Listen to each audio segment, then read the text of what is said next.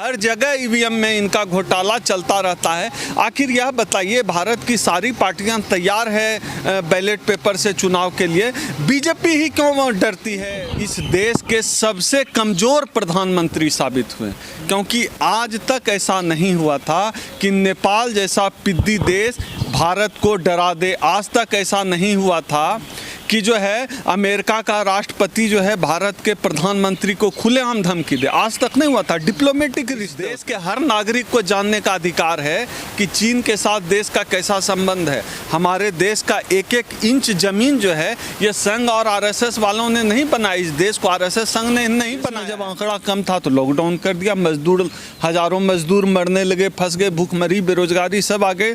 और जब लॉकडाउन में आंकड़ा बढ़ने लगा मरीजों का, तब इन्होंने लॉकडाउन खोल दिया। ये इस देश की मूर्ख सरकार है। बहुजन मीडिया ही आपकी मीडिया है, इसे मजबूत बनाना आपका कर्तव्य है। बहुजन मीडिया को और भी मजबूत बनाने के लिए ज्वाइन बटन में जाकर बहुजन टीवी को ज्वाइन करें। सर, बीजेपी इस टाइम चुनावी मूड में आ चुकी है, वो लगातार रैलियां कर रही है। क्या लगता है, जब कोरोना काल के संकट में, देश में संकट से लगातार जो कोरोना पेशेंट है, जो कोरोना मरीज हैं, वो लगातार देश में बढ़ रहे हैं और हालात विकट हैं, उस दौर में क्या बीजेपी को चुनावी रैलियां करनी चाहिए? ये कितना जायज़ है देश के लिए और देश की जनता के लिए? आपके सवाल में ही जवाब छुपा हुआ है कि जब पूरा देश जो है कोरोना से जूझ रहा है, और जूझ ऐसा तो ऐसा नहीं रहा है, हम लोग 5 नंबर पे पहुंच चुके हैं टॉप रैंकिंग में। तो सबसे पहले तो इस देश के प्रधानमंत्री ने ही, जो भाजपा के ही हैं, सबसे बड़ा खेल गरीबों के साथ किया, क्रूर मजाक किया कि देश को बिना तैयारी के लॉकडाउन में ठेल दिया। थाली बजवाई, ताली बजवाई, फूल बरसाए, सब नाटक कर दिया और लॉकडाउन कर दिया। ऐसे समय में लॉकडाउन कर दिया जब हमारे यहाँ 100-125 रोगी थे, इससे पीड़ित थे, और लॉकडाउन किया, 2.5 महीने चलाया। और जब इस देश में लाखों मरीज हो गए, लगभग 2.5 लाख का आंकड़ा पार कर चुका है, तब इन्होंने लॉकडाउन खोल के अनलॉक 1.0 शुरू कर दिया। इसको मैंने नाम दिया है, यह अनलॉक 1.0 नहीं है, बल्कि यह भगवान भरोसे 1.0 है। अब देश की पूरी जनता को भगवान भरोसे छोड़ दिया है। यह पहले भी जब कोरोना का आगमन हुआ था, जिस समय ये नमस्ते ट्रंप की तैयारी कर रहे थे, मध्य प्रदेश में विधायक की खरीद फरोख्त में लगे हुए थे, उस समय भी अगर चेत जाते, जब राहुल गांधी जी ने ट्वीट किया था, तो देश का हालत देश की इतनी खराब होती नहीं। उसके बाद ही यह लॉकडाउन भी जो इन्होंने किया, ये तो मजदूरों की हत्या करने के लिए किया। पूरे देश में इनके खिलाफ जो प्रदर्शन हो रहे थे सीए एनआरसी को लेकर, या आरक्षण पर जो सुप्रीम कोर्ट का फैसला आया था, इन तमाम मुद्दों पर जो प्रदर्शन हो रहे थे, इस प्रदर्शन पर जनता की आवाज़ को दबाने के लिए इन्होंने लॉकडाउन किया। सर, लॉकडाउन तो खोलना पड़ता है ना, देश की अर्थव्यवस्था डूब रही है, ठप होती जा रही है। आप किस समय, बिल्कुल दुनिया के और देशों में भी लॉकडाउन हुआ था और देशों में भी खुला, लेकिन अंतर देखिए भारत और जो दूसरे देश हैं, दूसरे देशों में जब मामला बढ़ना शुरू हुआ तब लॉकडाउन किया गया, और जब वहाँ आंकड़े कम होने लगे पेशेंट के, तब इन्होंने जो है दूसरे देशों ने लॉकडाउन खुला। इस देश में जब आंकड़ा कम था तो लॉकडाउन कर दिया, हजारों मजदूर मरने लगे, फंस गए, भूखमरी बेरोजगारी सब आ गए। और जब लॉकडाउन में आंकड़ा बढ़ने लगा मरीजों का, तब इन्होंने लॉकडाउन खोल दिया। ये इस देश की मूर्ख सरकार है। और आपने जो पहला सवाल किया था कि इस स्थिति में रह लिए, आप सोचिए ये कितने क्रूर लोग हैं, ये कितने क्रूएल लोग हैं, ये कैसे शासक हैं।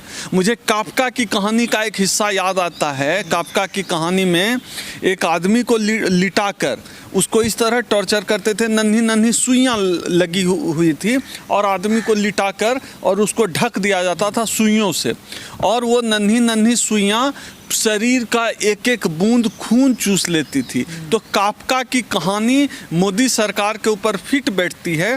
देश की जनता का एक एक बूंद खून यह मोदी सरकार निचोड़ रही है, और लगभग निचोड़ रही है, क्या निचोड़ चुकी है। आप हर मुद्दे पर देखिए, ये सरकार फेल है।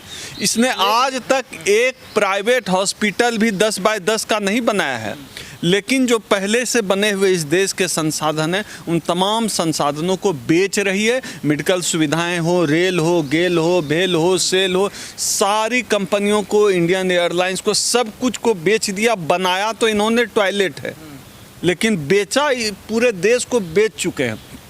अर्थव्यवस्था कोमा में जा चुकी है। देश का जो है युवा है नौकरी के लिए छटपटा रहा है, सारी नौकरियां खत्म हो गई है। ये तो लॉकडाउन के पहले स्थिति खराब थी कि पिछले 46 सालों में इतने बेरोजगार देश में नहीं थे, और लॉकडाउन में तो और हालत खराब कर। मोदी जी को पावरफुल नेता, उन्होंने चाइना को मुंह तोड़ जवाब। हाँ, वो तो देख ही रहे हैं हम लोग कि लगभग जो है 60 किलोमीटर घुस चुका है, और ये मीडिया जो है अब डिफेंड करने में लगा हुआ है। अगर चाइना को इन्होंने, मोदी जी ने मुंह तोड़ जवाब दे दिया है, तो क्यों भाजपा के जो आधिकारिक प्रवक्ता हैं चीन के मुद्दे पर जो है बात करने नहीं आ रहे हैं। अभी जो है किसी चैनल पे, शायद आज तक पे, हम एक इंटरव्यू देख रहे थे जिसमें जैसे ही चीन पर बात शुरू हुई, राजीव प्रताप रूडी जो है उठ के चले गए, बोले चाइना पे बात नहीं करें। क्यों डर लगता है भाई? इस देश के हर नागरिक को जानने का अधिकार है कि चीन के साथ देश का कैसा संबंध है। हमारे देश का एक एक इंच ज़मीन जो है ये संघ और आरएसएस वालों ने नहीं बनाई, इस देश को आरएसएस संघ ने नहीं बनाया है। तो हमारे देश की जनता को जानने का हक है कि हमारे देश के हर इंच ज़मीन सुरक्षित है या नहीं, सुरक्षित हाथों में है या नहीं, ये बताना क्यों नहीं चाह रहे हैं भाजपा वाले? इस मुद्दे पर बात क्यों नहीं कर रहे हैं? चीन के मुद्दे पर नेपाल जैसा पिद्दी देश डरा रहा है, ये तो विश्व नेता बने फिरते हैं। आज तक ऐसा नहीं हुआ था कि नेपाल जैसा पिद्दी देश डरा दे भारत को। ये तो मोदी जी का 56 इंच का सीना भी हम लोग देख रहे हैं, और इन्होंने क्या ये कर रहे हैं तमाशा, वो सब भी देख रहे हैं। कितने मजबूत नेता हैं। देश की जनता को राष्ट्रीय सुरक्षा के बारे में बताना कोई जरूरी थोड़ा ही होता है, ये तो सेना के कुछ गुप्त। अच्छा, अब कोई दुनिया का कोई देश भारत के ज़मीन पर कब्जा करते चले और देश की जनता को पता भी नहीं चले, ये गुप्त रहस्य है। ये भाजपा वाले मोदी और अमित शाह पब्लिक को मूर्ख बनाना बंद कर दें। देश की जनता को जानने का हक है कि हमारे देश की एक एक इंच सुरक्षित है या नहीं। ये कोई गुप्त रहस्य नहीं है, उनको बताना पड़ेगा। क्योंकि तो क्या लगता है मोदी जी के हाथों में आपको देश सुरक्षित नहीं मालूम? आज तक ऐसा नहीं हुआ था। नरेंद्र मोदी जी इस देश के सबसे कमज़ोर प्रधानमंत्री साबित हुए, क्योंकि आज तक ऐसा नहीं हुआ था कि नेपाल जैसा पिद्दी देश भारत को डरा दे। आज तक ऐसा नहीं हुआ था कि जो है अमेरिका का राष्ट्रपति जो है भारत के प्रधानमंत्री को खुलेआम धमकी दे। आज तक नहीं हुआ था। डिप्लोमेटिक रिश्ते होते हैं, कुछ इशारों में बातें की जाती है। मैं राजनीति शास्त्र का विद्यार्थी हूँ, अंतर्राष्ट्रीय संबंधों को समझता हूँ। ये डिप्लोमेसी भी टूट गई, इतना कमज़ोर आपको समझा कि खुलेआम ट्रंप धमकी दे रहे हैं, खुलेआम नेपाल जैसा पिद्दी धमकी दे रहा है, कभी बांग्लादेश कुछ बयान दे देता। चुनाव तो जीत रही है ना बीजेपी, ये बीजेपी सरकार भी गिरा रही हो तो लॉकडाउन। बिल्कुल बिल्कुल, ये चुनाव भी जीत सकते हैं और ये सरकार भी गिरा सकते हैं। इसके पीछे दो शक्ति काम कर रही है। एक तो ये जो ईवीएम की शक्ति है, ये बहुत बड़ी शक्ति है इसके पास। ईवीएम का जो घोटाला इस दुनिया का सबसे, इस पूरे दुनिया के मानवीय इतिहास का सबसे बड़ा लोकतांत्रिक घोटाला ईवीएम का घोटाला है। ये ईवीएम के भरोसे चुनाव जीतते हैं। दूसरा, ये जो सरकार बनाते हैं, हमने महाराष्ट्र से लेकर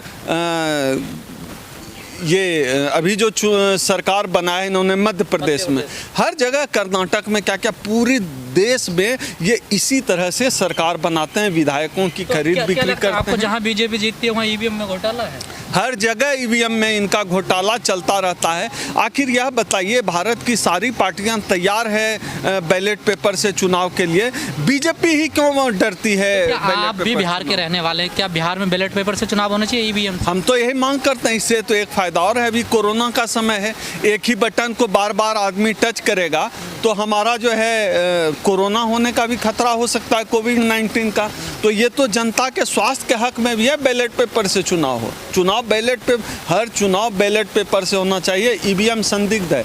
मूर्ख से मूर्ख आदमी भी कह सकता है इस बात को कि दुनिया की कोई ऐसी मशीन नहीं है जो हैक नहीं की जा सकती। ईवीएम मैन मेड मशीन है, उसको हैक किया जा सकता है और आसानी से किया जा सकता है। लेकिन छत्तीसगढ़ में और झारखंड में सरकार बीजेपी हारी है, वहाँ तो ईवीएम का नहीं है। बावजूद इसका ईवीएम संदिग्ध है। हो सकता है कि कुछ जगहों में ये छोड़ देते हो कि इनकी सरकार बनने देते हैं, नहीं तो ईवीएम के खिलाफ जनता जो है विद्रोह कर देगी। ये पाइपलाइन छोड़ते हैं। अमित शाह ने अपनी रैली के शुरुआत में कहा कि ये जो रैली है इसका चुनाव से कोई संबंध नहीं है, और अपना रैली का भाषण खत्म करते करते अमित शाह कहते हैं हम 2/3 वोट से जीतेंगे। ये उनकी चुनावी रैली नहीं है। ये जो झूठ छल फरेब पर टिकी हुई पूरी भाजपा की राजनीति है, उसका मुंहतोड़ जवाब बिहार की जनता देने के लिए तैयार है। बिहार राजनीतिक रूप से उर्वर ज़मीन है, वहाँ के लोग राजनीतिक रूप से काफ़ी मैच्योर हैं। अभी तो ठग के आए हैं, ये चुनाव जीते राजद के साथ और चले आए भाजपा के साथ। नीतीश जी ने छल फरेब करके नीतीश जी आए हैं, ठीक ही उनके बारे में कहा जाता है उनके पेट में दांत है नीतीश जी। क्या गठबंधन टक्कर दे पाएगा? गठबंधन टक्कर नहीं देगा, इस बार भाजपा का टक्कर जनता से है। जनता इस बार टक्कर देगी। को टक्कर दे पाएंगे? जनता टक्कर देगी ना, गठबंधन टक्कर नहीं देगी। जनता में आक्रोश है, जनता में असंतोष है, जनता असंतुष्ट है। जो बिहार की जनता है, मजदूरों की हालत पर हम लोगों ने देखा ना कि नीतीश कुमार ने क्या किया, अपने मजदूरों को मरने के लिए छोड़ दिया सड़कों पर। भाजपा के साथ तो खुद को कहते हैं डबल इंजन की सरकार है, केंद्र में भी उनकी, राज्य में भी उनकी, तो फिर मजदूर क्यों मारे गए? फिर मजदूर पैदल क्यों जा रहे थे?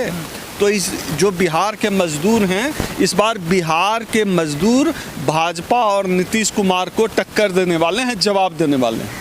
समाज से जुड़ी हर खबर को देखने के लिए बहुजन टीवी को लाइक कीजिए, सब्सक्राइब कीजिए और शेयर कीजिए।